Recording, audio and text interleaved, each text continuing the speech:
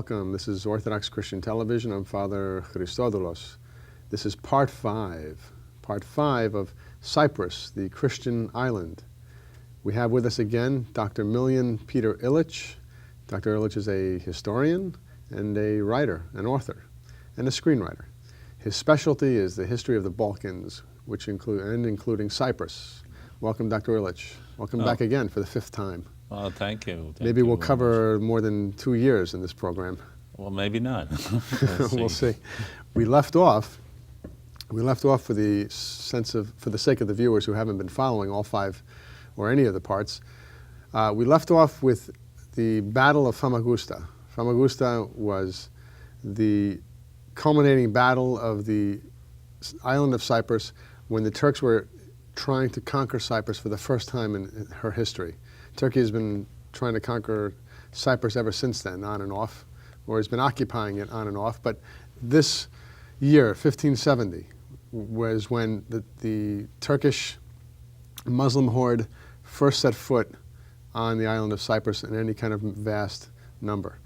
They first invaded, I'm sorry, you're going to correct me already. Well, I'm going to correct you. Correct me at any time. It is not the first time that Muslim invasions of Cyprus took place. They took place previously, but this is the invasion that took hold.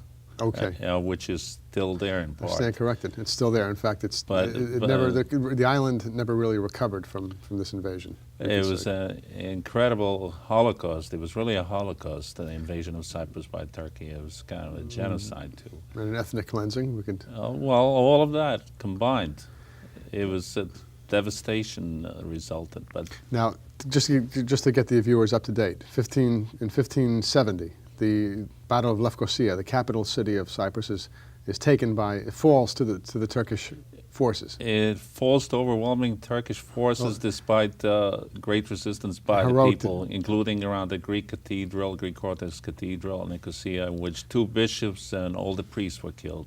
And fighting against the Turks. We said in the previous program approximately 20,000 women and children were slaughtered or taken into slavery. Altogether about 30,000. 20,000 just on the first day. 20,000 civilians in one day. In one day. The first day, and all civilians, especially children.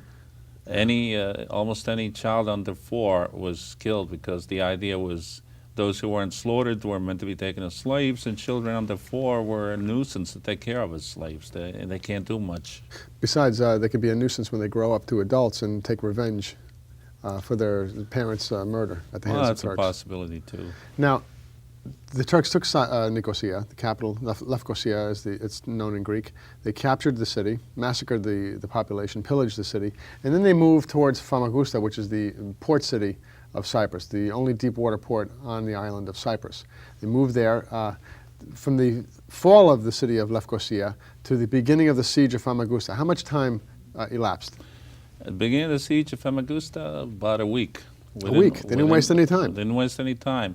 Lala Mustafa, the commander of the Turkish forces, immediately set his army marching to besiege Famagusta, which was the last major center of resistance to the Turkish invasion of Cyprus. Now, in the last program we mentioned 2 men who were advising the Sultan to invade Cyprus. One was telling him to invade. This was Joseph Nasi, an international banker, an international financier. He was not a Christian, he wasn't a Muslim, he was a financier who convinced the Sultan to invade Cyprus. On the other hand, the Grand Vizier, the Prime Minister of the Sultan, Sokolovich, his first name was Mehmet? Mehmet Pasha Sokolovich. His Christian name, do we know?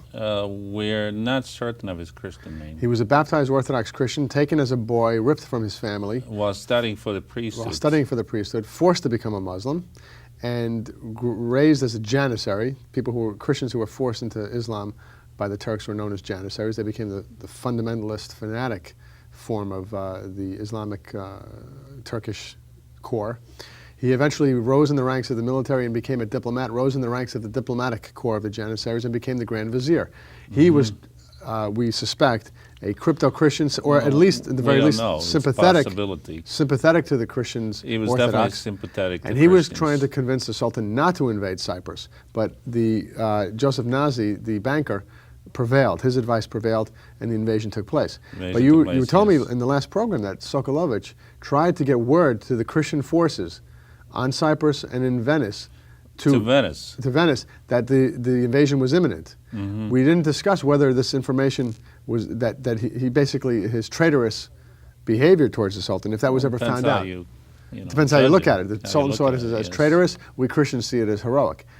What happened to Sokolovich? Well, years later, he was assassinated, actually, but this was after, this was in 1579.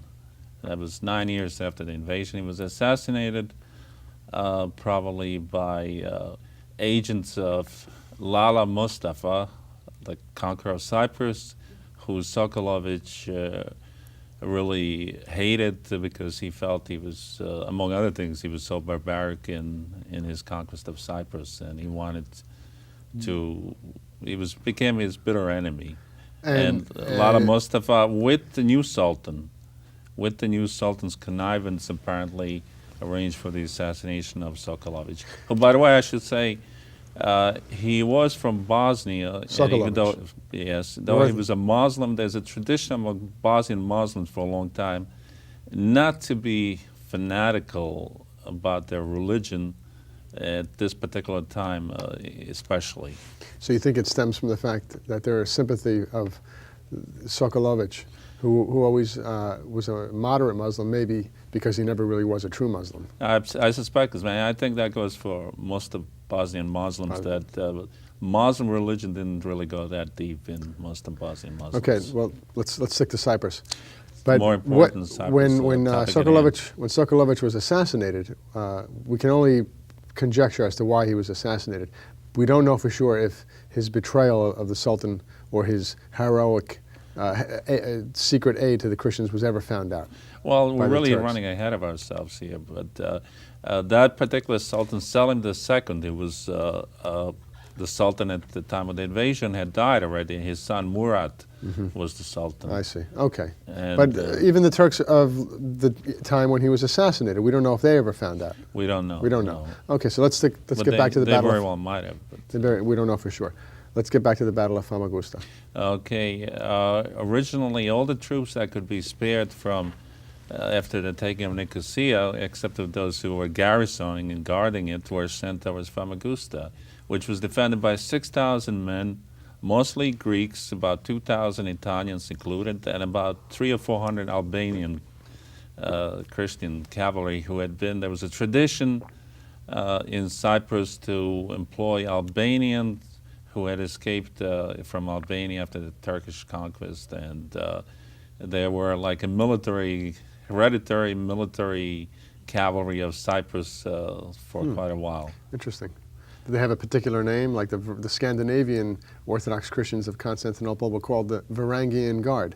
Were the Albanian Orthodox Christians of Famagusta of Cyprus given a particular name? Not really, No? no. They were called Albanians. Well, that makes sense. Okay. So continue. Anyway, Sorry.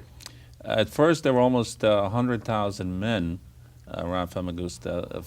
Famagusta is actually considerably smaller than Nicosia. And Lala Mustafa thought that victory would be achieved very quickly. However, it wasn't.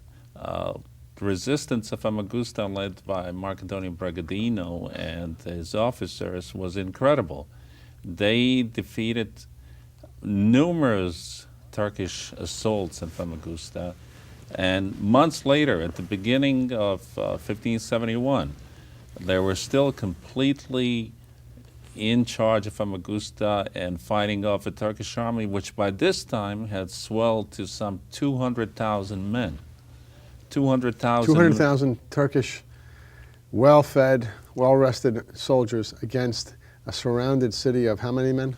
A city which, at the beginning of January, there were like about 6,000 soldiers there. Then a Venetian fleet landed reinforcements, about 1,700 men. So it was almost 8,000 soldiers. How were the Venetians able to get a fleet into a city surrounded by the Turkish Navy? Well, Famagusta, the Turkish Navy at this particular time was they were so sure that Famagusta would fall quickly within a short time, even though it was months after they surrounded it, that they didn't have too many ships there. They were kind of careless. So they pulled the And Navy they out. pulled a lot of the Navy out. They were worrying about a possible Christian naval attack on Turkey to relieve Cyprus. They pulled most of the Navy out, and a small Venetian fleet came in with some Small amount of reinforcements. small reinforcements, not that many. Anyway, Commandos, maybe some commandos. 1,000 commandos could be yeah, of help. which helped quite a bit. Now, how long did the siege last, this siege of Famagusta? The siege of Famagusta lasted until August in 1571. It lasted almost a year. Almost a year. Almost a year. The siege of Nicosia, in comparison, lasted, what, 2 weeks? No, almost 2 months. Almost 2 months. A month and a half to 2 A months. month and a half to 2 months. In comparison, Almost a year. By the end of the siege, the defenders of Famagusta had lost most of their men. There were about 1,000, a little more than 1,000 soldiers left. And they were surrounded by 250,000 Turkish forces, 250,000. 250,000 250, including against military 1,000. engineers. 250,000 against 1,000. And they still couldn't take Famagusta. They attacked, they made 6 major assaults in the last 2 months of the war, and they were all turned back. It was an incredible story. Defense of Famagusta. Did the defenders of Famagusta have what was known as Greek fire, maybe? They did have something which was similar to Greek fire. It wasn't that ancient Greek fire, but they had another inflammable weapon which they used. But they used more than Greek fire. They used brilliant military defense tactics. They were only 2,000 or 3,000. Most of the civilians left town. There were only a couple thousand civilians left, but they helped women and children, helped to build up fortifications, to give support to the troops and so on. In fact, the Sultan Selim, Sultan of Turkey, became so angry at the fact that Famagusta was not taken, that about 6 months before the Famagusta finally was taken, he stopped all Turkish military operations all over the world. And Turkey at that time was a huge empire, all the way from North Africa to the Middle East to Eastern Europe. Everything stopped. Jihad was proclaimed. The war in Cyprus was a holy war. Any Muslim who died would go immediately to heaven, to the Muslim version of heaven. Selim had been planning an invasion of Europe. He had been planning specifically to invade Italy. And he believed that it was his destiny to turn St. Peter's Cathedral in Rome into a mosque. Well, he did it to the biggest church in Christendom. Not him, in but Constantinople. his ancestor, well, that's Mehmed. That's true. I believe his The Sultan, the first Sultan to conquer the capital of the Roman Empire, took the largest city in Christendom, the largest city and the largest church in Christendom, and turned it into a mosque. His descendant, the Sultan Mehmed Saad. Selim the Selim Saad. Selim the sorry. Second. It was planning on nicknamed turning Selim the Saad. By the way, that's a nickname. The Turks themselves gave the nickname the Saad. Saad meaning drunkard. Drunkard because he loved wine. And he was planning on turning St. Peter's in Rome into a mosque. You know, and he was planning on, that was the next thing. As we'll Cyprus see, stood between him and the invasion of Western Europe. And we'll see that this heroic, valiant, almost impossible defense of Famagusta is what saved Europe from speaking Turkish today. Basically, yes, I would say more than any single other battle in history is saved Europe. At, 250,000 men, which was approximately the size of the Allied army that landed in Normandy, facing against a huge German army, 250,000 men. At the end, 1,000 men, a little more than 1,000 men were holding off 250,000 men. Well, the audience must be wondering right now, how did the Turks finally defeat these 1,000 men? Well, they really didn't defeat them. They tricked them. Tricked them, treachery? In a way, it was treachery, yes. What happened is, even though there were only about 2,000 civilians left in Famagusta, Late in the summer of 1571, the leaders of the civilian population of Famagusta went to Bragadino and told him that he should try to negotiate with the Turks and try to salvage something and save their civilian population. Bragadino didn't want to do it, but he was pressured by them. By that time, and late in the summer, he was almost out of ammunition. He only had 7 bags of gunpowder. In fact, the last major Turkish attack was defeated by the 1,000 men using no gunpowder. Cannon was all gone, useless. They threw bags, rocks, and bags full of sand at the Turks and clubs and turned them back. In fact, a dispatch from Lala Mustafa's camp to Constantinople said Famagusta is defended not by men but by giants. Not by men, but by giants. By giants. He could not Incredible. believe that anybody could do something like That's that. incredible. Well, what eventually happened? So what happened was on August 1st, 1571, Bragadino arranged for a truce and started negotiating with Lala Mustafa's people, Lala Mustafa's representatives. And Bragadino negotiated an agreement in which Famagusta would not surrender, but there would be a withdrawal of all the troops and all the Christian population, and Greek and Latin, whoever it was, would have the right to leave Cyprus and Unmolested. unmolested. And those who decided to remain would be guaranteed religious freedom, and they would be guaranteed their possession. And this was all agreed to in writing by Lala Mustafa. In writing. And in fact, they started withdrawing, and the Turkish fleet was supposed to carry out the troops, and any Christian civilians who wanted to leave, they could go to Christian territory, and some of them were already embarking. A few days later, Bragadino met with his officers. He went to see Lala Mustafa personally, and he started discussing certain problems that they were having in regards to the evacuation of Cyprus, and in regards to the treaty terms. This was not a surrender. This was a withdrawal, a This was a mutually honorable withdrawal. negotiated Negotiations. This was supposed to be negotiating truce. Lala Mustafa, during the truce, suddenly accused Bragadino of killing certain Turkish prisoners, which, according to all historians that researched the matter, said was not true. He personally attacked Bragadino. He cut off Bragadino's ear.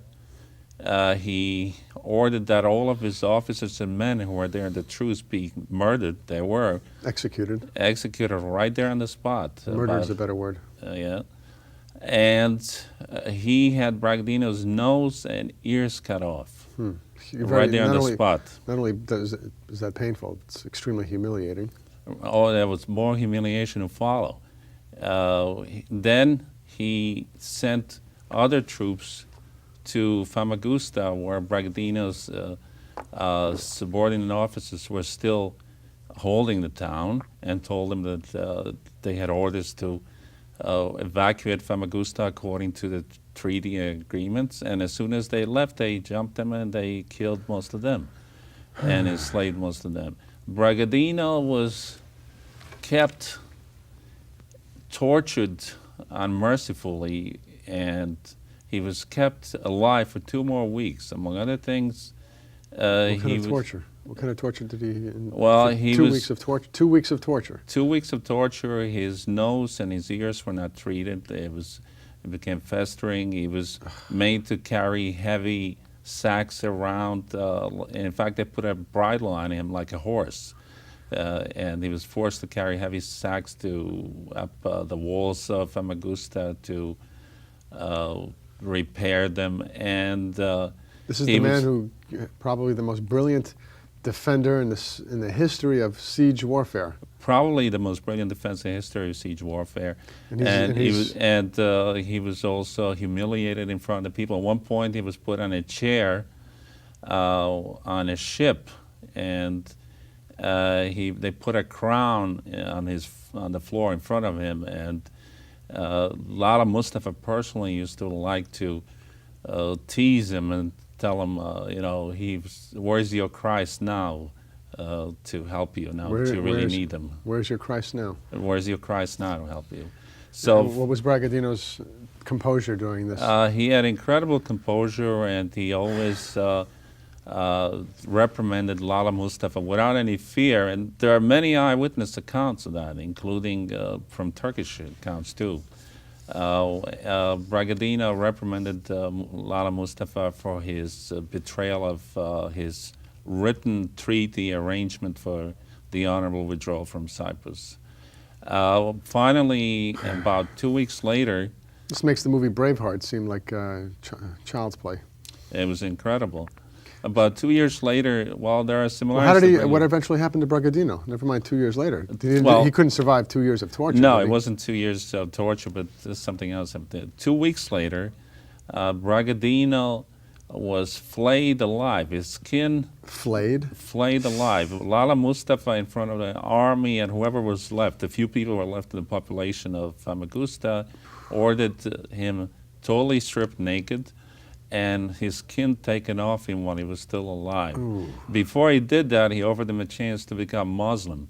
If he would become Muslim, he would be spared, and Bragadino refused to become Muslim. So imagine that. Imagine having your skin ripped off of you, ripped off your muscles. He died.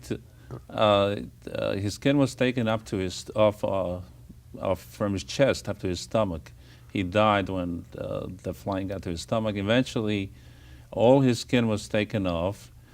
His body was cut in pieces and thrown and put in different areas on exhibit, and his skin was stuffed with straw and paraded all through the Ottoman Empire. They went up to Syria and eventually to Constantinople, where the Sultan was presented with Bragadino's skin. What a proud day for the Turkish Empire. What a proud period of Turkish history. Now, this is all because a man was defending his, what was his, really his homeland, what was really his home, his his adopted people. homeland, his people, and he was concerned about all the people of Cyprus, Catholics, Orthodox, all the Christians of Cyprus. Who was it that said Famagusta is not defended by men, but it's defended by giants? Well, that was the Turks sent a dispatch. Lala Mustafa sent a dispatch to the Sultan, Selim the Sat, in Constantinople, to explain why it took a year, why it took 250,000 men a year to conquer a relatively small fortified town held up by only a handful of men. Said, we can't take them because Famagusta is not defended by men, but defended by giants. And these giants and their leader were betrayed, and their leader, Bragadino, Marcantonio Bragadino, was tortured until death. He was skinned alive, and he died during the process of the skinning. And let's just remind the viewers, he was given the opportunity to live if he became a Muslim. Right, and he refused it. And he refused it. He refused it. Now, the other question I want to ask you. And Lala Mustafa personally berated him while he was being tortured, and he said, "Where is your Christ now?" And he still didn't give in. He still didn't give in, and according to the evidence of eyewitnesses who have recorded it, there was no sign that he was suffering. Very strange. He was being flayed, but there's no sign that he was actually feeling pain. God knows. Dr. Illich, in your opinion, would you rank Famagusta as one of the greatest defenses in siege warfare in history? Well, definitely one of the greatest battles of history and most heroic defense. I mean, compared to Famagusta, the siege of the Alamo is, small potatoes. Okay. And let's go to the next great battle. Well, we want to at least get to the Battle of Lepanto on this. But before, well, I'm skipping ahead, aren't I? You want to just talk about what is it, Sokolovich, a little bit? Well, no, not yet. No. Okay. What do you want to no, talk actually, Famagusta is connected. 2 months later, in Lepanto, on Sunday, October 7th, 1571, there was a major This is before the fall of Famagusta? No, 2 months after. Just 2 months after. 2 months okay. after. Okay. It was the Battle of Lepanto, and in which United Navy of Western powers met the Turkish Navy. And this Battle of Lepanto is directly related to the Battle of Famagusta. Well, where is Lepanto? What is Lepanto? Lepanto is near Greece, in the Gulf of Patras. Lepanto was a major It's Turkish it's naval a body base. of water that's between the Peloponnesian Peninsula and the northern mainland of Greece? Right. Okay. And during the Battle of Famagusta, the year that Famagusta resisted a Turkish onslaught, 1571. 1570 to 1571, the entire year, this gave Western powers the time that they needed to build up their own navy and to actually unite as much as they were capable of uniting at that time, to build up a united navy in which you had navies of Spain, navies of Venice, and even Ragusa, which is Dubrovnik, Yugoslavia, contributed a naval force to Lepanto. Well, we can't say Yugoslavia. More correctly, Well, former Ragusa. Yugoslavia. Ragusa was a city-state of Ragusa. City-state, yeah, it was an independent state, but Which is in current day. which is in Croatia. current day Croatia, but it Okay. was in former Yugoslavia. Okay. You know, so Known as Dubrovnik. So this So- city also contributed a navy. So you had a contributed combined its allied navy, fleet. combined allied force with much of the European navies uniting to go. Basically, they were uniting to go to the defense of Cyprus, and they were inspired by the heroic defense of Famagusta. Now, during the same defense of Cyprus, the Turkish Sultan Selim, who had been planning to invade Europe, and he was planning on invading Europe and turning St. Peter's in Rome into a mosque. You know, just like his ancestor had turned the Hagia Sophia into a mosque In Constantinople. in Constantinople. And he was planning on invading Europe, and he had the biggest army in the world, the biggest navy in the world. In 1570, Really, that's a fact. The Turkish military machine was the largest in the world at the time. absolutely, the largest in the world in 1570, the most powerful navy and the most powerful army. The West was falling apart, basically. It was disunited, and there were many city-states. It was the inspiration of Famagusta and the defense of Cyprus, which became a cause around which the West could ally itself, except for a few exceptions, like the French never joined the alliance. The French were actually very friendly to the They Turks. never changed. The French, Yeah, well, the French thought what was best for France is what counts, and of course, the rest of the world can worry about itself. go someplace in a Right. hand basket. This year allowed much of Europe to unite, and also the Turks stopped the planned invasion of Europe. They had already built up forces for planned invasion. The force that was used in Cyprus was it was planned that this force would be used for an invasion of Western Europe. However, in the Battle of Famagusta alone, the Turks lost almost 50,000, at least 50,000 men. According to some accounts, 80,000 men dead, and many more thousands wounded. It's a disaster. So it was a victory, but it was a disaster for them. They lost many of the best men. They lost many of the best ships. And this year, And they lost time, right? Because I think what you're saying is that this is giving the Western powers time to build a united fleet. build a united fleet, which was able to go and meet the Turkish fleet. Was the ostensible reason that this Western Allied fleet was gathering, was it to go and rescue and lift the siege of Famagusta, or was it simply going to meet the Turkish fleet? Well, to save Europe? originally the purpose of gathering the fleet was to save Cyprus from invasion of the Turks. However, after Cyprus fell, then a decision was made. Even before Cyprus fell, you could see that Cyprus was about to fall, so they had a change in plans, and the idea was to strike a blow at the main Turkish naval force, which was gathering at Lepanto. And Lepanto was great Turkish naval base, from which the Turks were planning to invade Europe. Lepanto, I'm just trying to figure out the strategy of gathering a fleet at Lepanto and having a naval base there. Isn't Lepanto, the Peloponnesian Peninsula, it sticks out underneath the mainland of Greece, and it's a small body of water that is between the mainland of Greece and the Peloponnesian Peninsula. I mean, small meaning probably as large as the Long Island Sound. I mean, so you could fit several navies in there and they may not even see each other. But isn't that kind of a easy place to get trapped? Is that what happened? Or is it plenty big that you really don't have to worry about that? No, you could get trapped there, but the Turks weren't counting on it. They were so confident in their power at the time that they weren't worried about being trapped. As it turned out, much of their navy was trapped there. That is a good point. Much of their navy was trapped at Lepanto. But what happened during that year, the Turks were so occupied with Cyprus that the West managed to double the size of its navy. In Venice alone, every week they built 6 naval ships. So very fast for that every time. week, Yeah. 6 naval That's ships. astounding. Yeah, which was an incredible number of ships. And without all those additional ships and the ability to gather and concentrate forces, Lepanto would have been a Turkish victory anyway.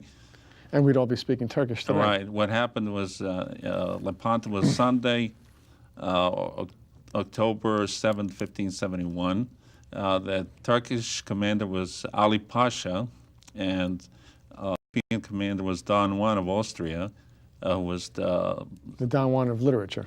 well, he is believed to be the basis of Don Juan literature, but he was the son of Charles V, the emperor, and also the half-brother of the King of Spain. So, and that morning on Sunday, strangely enough, the formation of the fleets was so symbolic. The Turkish fleet took the basic formation of a crescent, and the European fleet took the formation of a cross, established a cross, and the cross ran into the crescent and split it in.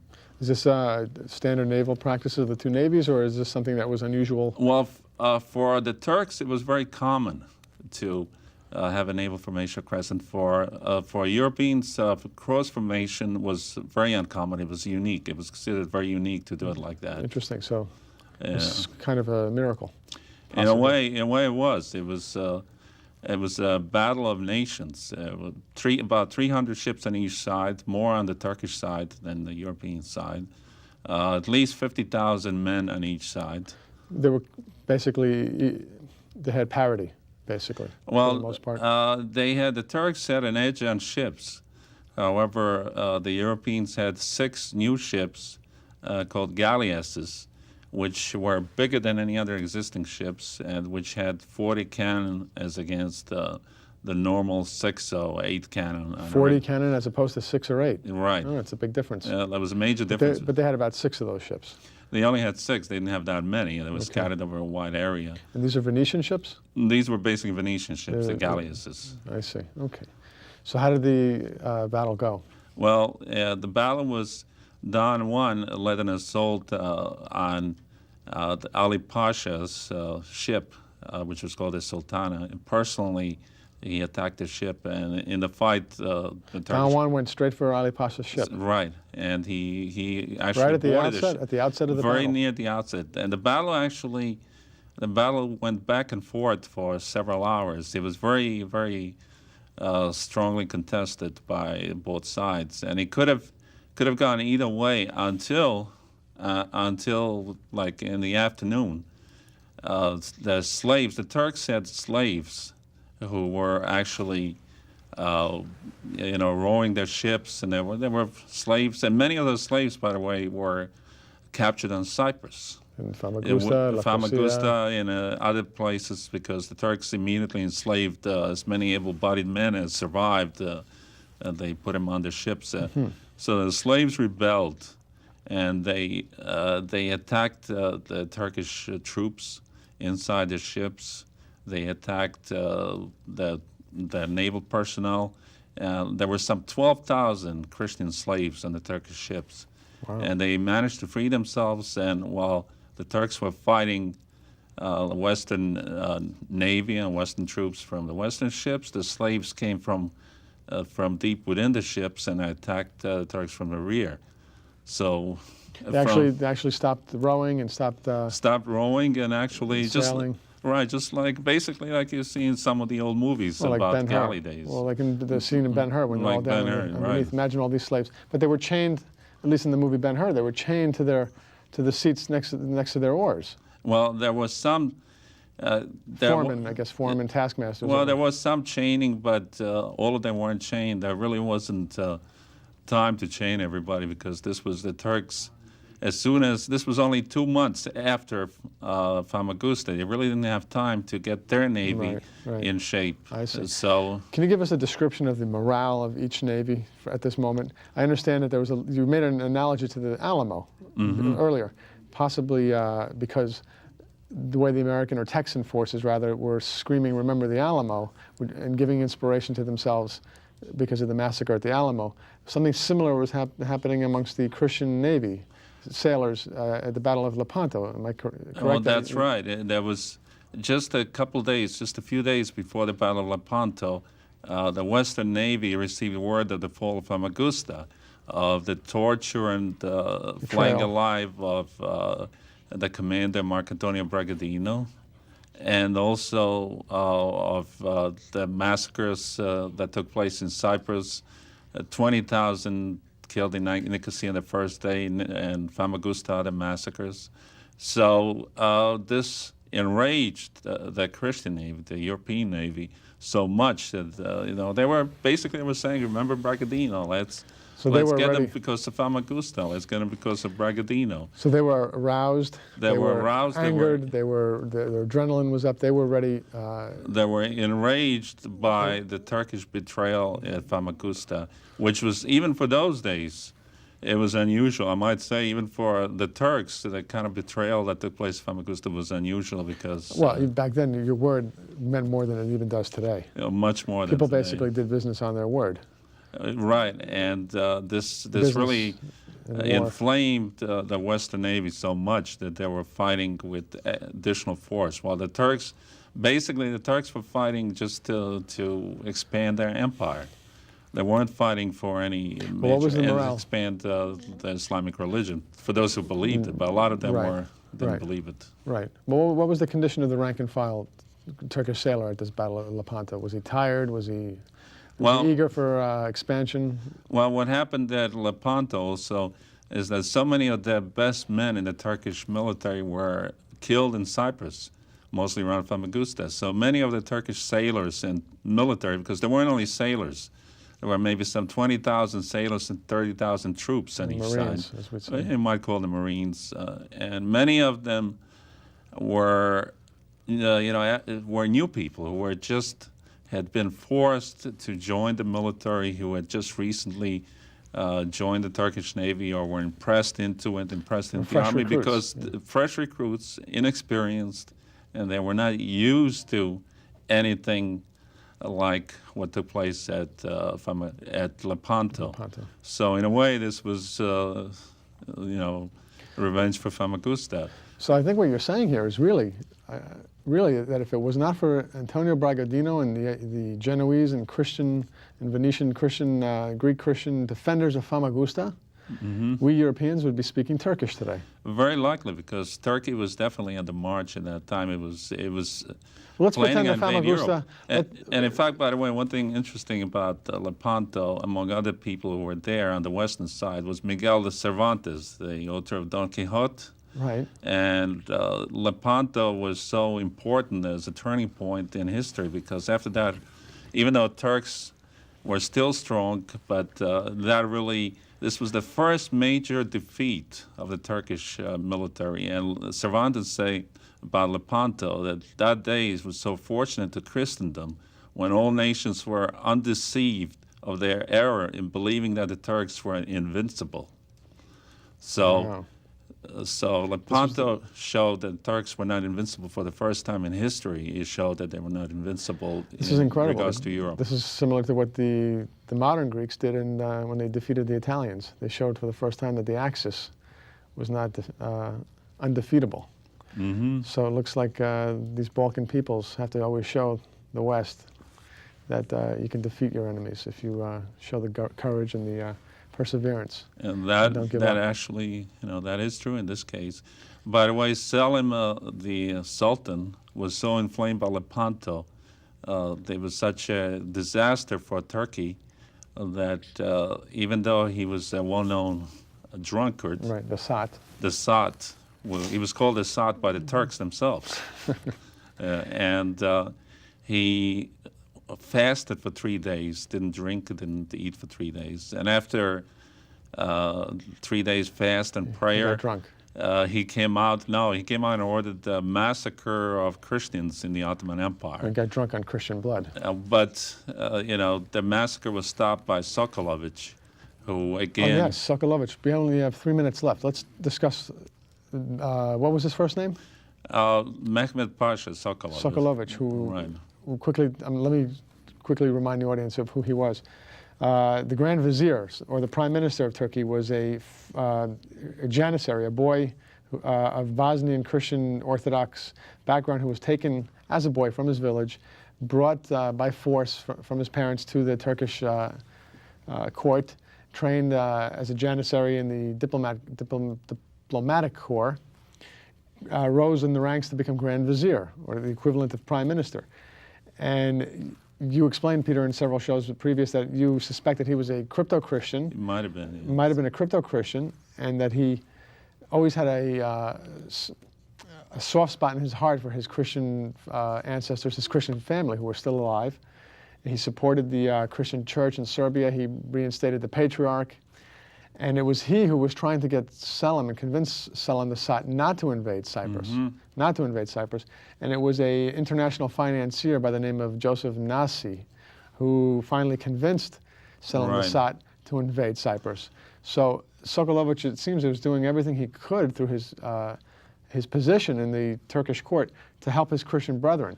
Now, what happened to him after the Battle of Lepanto? Well, much later, he was assassinated. Before he was assassinated, among other things which he did, he renewed the Orthodox Church in Cyprus. He has reestablished, there was no archbishop in Cyprus. The Orthodox Church in Cyprus was, after the conquest, was in terrible shape.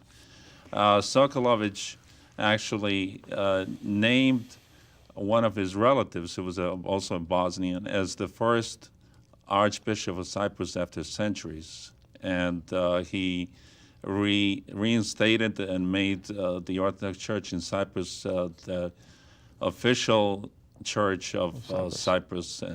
And he started it again. So the present Archbishop of Cyprus is in direct line from the Church of Cyprus as renewed by Sokolovich. We have 1 minute left. Quickly tell us what happened after Lepanto to Well, Selim Grand Vizier Sokolovich. Selim the Sot died after getting drunk on a bottle of Cypriot wine in 1575. He was drunk on a bottle of Cypriot wine. He went to a bath. Poetic justice? In a way, and he fell down, cracked his head, and died. Sokolovich, in 1579, he was assassinated. And he was assassinated apparently as a result of a plot by high officials in the Getting the government. signal. We have to wrap up. We'll pick up from here on part 7. Thank you for coming in, Dr. Illich. Thank you very much. This has been Christian Orthodox Christian Television. Thank you for watching.